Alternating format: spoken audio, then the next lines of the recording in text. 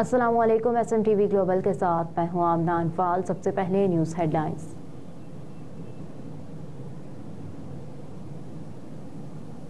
साबिक वज़ीर फवाद चौधरी को जुडिशल रिमांड पर जेल भेज दिया गया। एहतसाब अदालत के जज मोहम्मद बशीर ने फवाद चौधरी के खिलाफ जहलम में तरक्याती मंसूबों में खुर्द-बुर्द केस की समाअत की। साबिक वज़ीर का 3 रोज़ा जिस्मानी रिमांड मुकम्मल होने पर अदालत में पेश किया गया। फवाद चौधरी के वकील ने उनके लिए जेल में B क्लास सहूलियात की इस्तदा करते हुए जमानत बाद अज़ गिरफ्तारी की दरख्वास्त दायर की।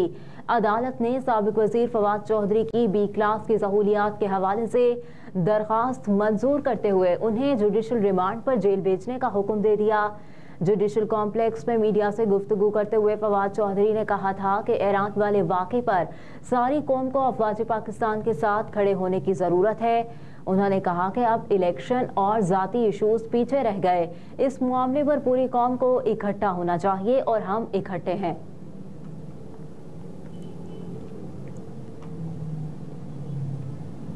आम इंतखाबात वज़ीर आज़म ने सिक्योरिटी और इंतज़ामी उमूर के लिए कमेटी तश्कील दे दी। जारी नोटिफिकेशन के मुताबिक कमेटी आम इंतखाबात में सिक्योरिटी इंतजामात और इंतज़ामी उमूर के मामले की निगरानी करेगी, जबकि अमन व अमान की सूरत हाल को मद्देनज़र रखते हुए इजाफी सिक्योरिटी फराहम करने के अहकामात भी देगी। 7 रुकनी कमेटी में वज़ीर मवासलात, सेक्रेटरी दाखिला, 4 सूबाई चीफ सेक्रेटरी शामिल है।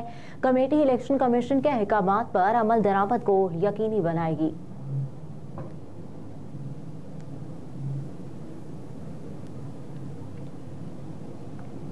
साबिक वज़ीर दिफा ख्वाजा आसिफ ने कहा कि हमें कशीदगी से बचने की कोशिश करनी चाहिए कि ईरान से ताल्लुकात मज़ीद ख़राब ना हो। ख्वाजा आसिफ ने कहा कि हमारे दौर में ईरान के साथ बड़े अच्छे ताल्लुकात रहे। सऊदी अरब और ईरान तनाज़े के हल के लिए पाकिस्तान ने भरपूर किरदार अदा किया। मुस्लिम लीग नून के रहनुमा ने कहा कि दहशतगर्दी से निपटने के लिए पाकिस्तान और ईरान को मुश्तरका हिकमत अमली बनानी चाहिए। पाकिस्तान और ईरान में बलोच अलहदगी पसंद तहरीक चल रही है। ख्वाजा आसिफ ने मजीद कहा कि पाकिस्तान और ईरान को इन तहरीक से मुश्तरका तौर पर निपटने की जरूरत है।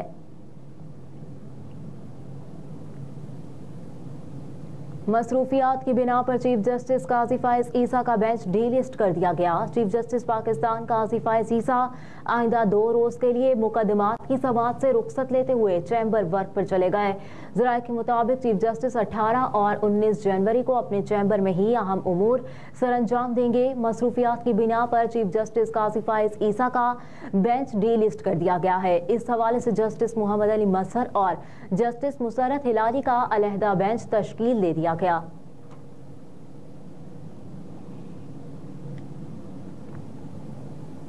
ईरान में मारे गए दहशतगर्द पाकिस्तान में कार्रवाइयों में मुलव्विस थे। पाक फौज के शोबा ताल्लुकात आमा ISPR ने कहा कि आज सुबह पाकिस्तान ने ईरान में मौजूद दहशतगर्दों के ठिकानों पर मुअस्सर हमला किया।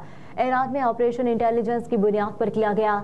पाकिस्तान ने हमलावर ड्रोन्स, रॉकेट्स और दीगर हथियारों से कार्रवाई की। ISPR ने कहा कि कार्रवाई में BLA, BLF के ठिकानों को निशाना बनाया गया। ऑपरेशन बहुत एहतियात से किया गया ताकि बड़े पैमाने पर नुकसान न हो। तर्जुमान पाक फौज ने कहा कि पाकिस्तान ने ईरान में मौजूद दहशतगर्दों के ठिकानों को कामयाबी से निशाना बनाया। ऑपरेशन को मर्ग बरसर मचार का नाम दिया गया।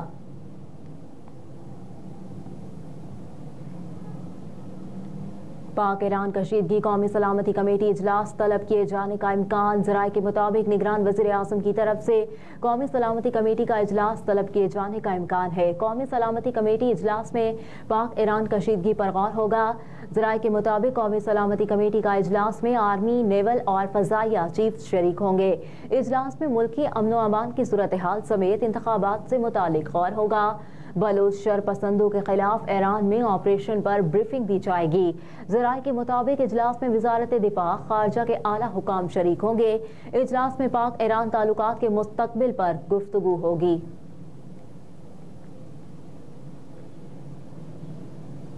सोशल मीडिया पर अदलिया को बदनाम करने वालों के खिलाफ सख्त एक्शन का फैसला। ज़राए के मुताबिक अदलिया मुखालिफ नफरत अंगेज मवाद की रोकथाम के लिए JIT का कयाम 16 जनवरी को अमल में लाया गया, जिसका इजलास FIA हेडक्वार्टर इस्लामाबाद में हुआ। JIT की सरबराही एडिशनल डायरेक्टर जनरल FIA ने की। इजलास के दौरान हसास इदारों के अफसरों ने प्लान ऑफ एक्शन सरबराह JIT को पेश कर दिया। पाकिस्तान टेलीकम्युनिकेशन अथॉरिटी को नफरत अंगेज मवाद फैलाने वालों की मालूमात इकट्ठी करने की हिदायत दी गई थी। PTA को कहा गया है कि मवाद अपलोड, शेयर और कमेंट करने वालों की तमाम तफसीलात दी जाएं।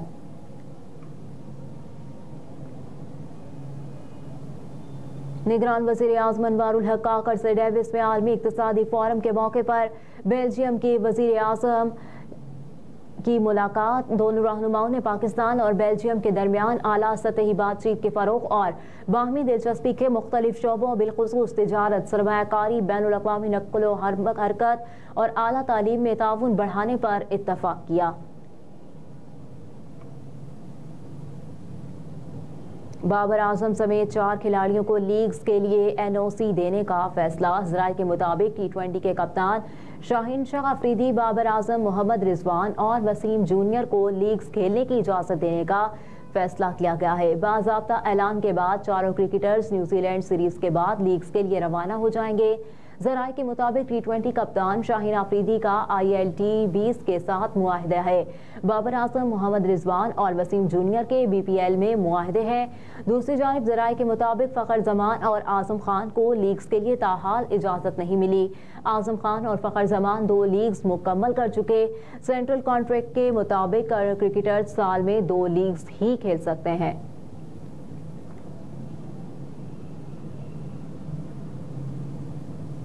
और इसराइली फौज के सरबराह हेर्जी हेलवी ने कहा है कि इसराइल की शुमाली सरहद पर लिबनान के साथ जंग का खतरा ज्यादा बढ़ गया।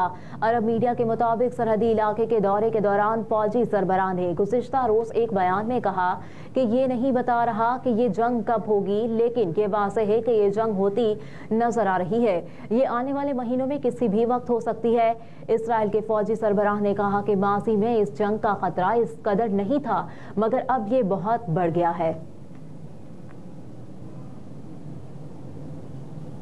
हेडलाइंस आप जान चुके। न्यूज़ स्टूडियो से फिल वक्त इतना ही। आप देखते रहिए SMTV ग्लोबल।